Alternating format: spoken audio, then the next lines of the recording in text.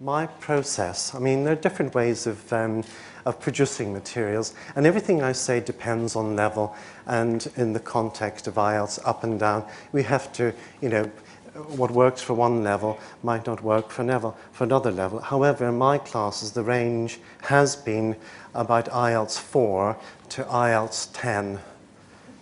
Seriously, I've had people who are just totally bilingual, but they can't do the reading in the exam. 3 9s and a 5.5, and you can guess what the 5.5 is in. So people always say to me, how do you choose materials? Well, for reading especially, well, obviously it's the internet. A lot of the things I'm saying may seem very simple, but it is actually, it's quite important to articulate them.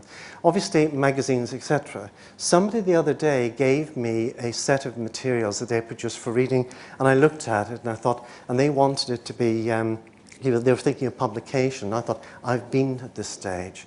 Because what they'd done is taken articles from newspapers and they'd done paragraph headings.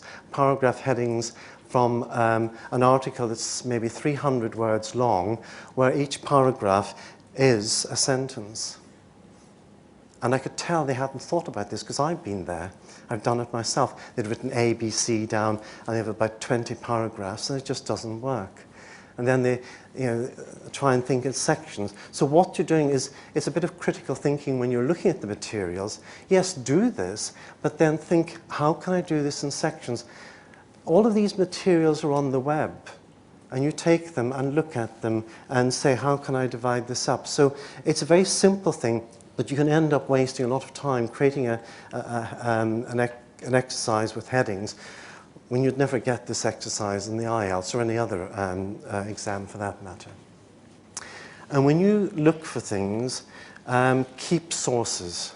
One of the things that, as a writer, every time I look at something, I get the web page, I get the web address, I note when I've looked at it. I was looking at something the other day for a listening, and it was only to get the numbers, just to have an idea, but I still have the reference of that, because it happens, and it's very easy for it to happen. You can convince yourself that you've written something when somebody else has written it. I've actually been in that position with somebody. It did happen. So you have to be very, very careful. And also, if you write a book, you have to give it permissions.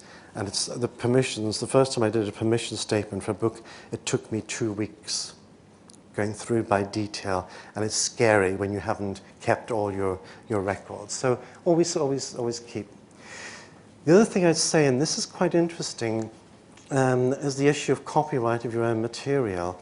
People think, oh, I'm going to start writing. I do a piece of material for my my class, and then they maybe have not looked at their contract. Anything that they produce in the college or school time will then end up belonging to the college or the school.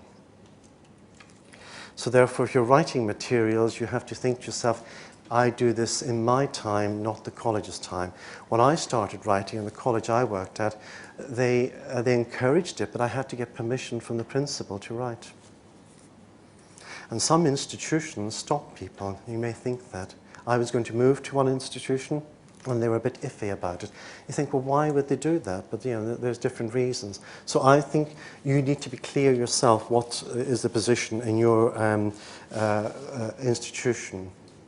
The other thing is that with the copyright, if you're writing something and it goes on to the public domain, if any of you put materials online, some people do, until really it is protected by a copyright, something is copyrighted for an institution, or you've got an ISBN number, it's quite difficult. People can take it, and people do. I know somebody I spoke to who'd had the whole book taken, and somebody just stuck their name on it, published it in Iran. And it happens. So, it's be careful with that.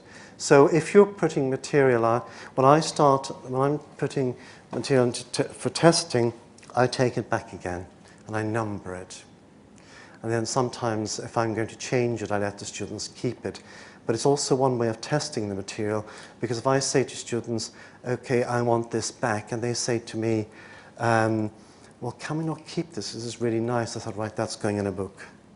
If they start arguing with me about the material, then I let them keep it, and I think, right, that present. It's a way of testing material. And then you just have to change the exercises or the nature of the text.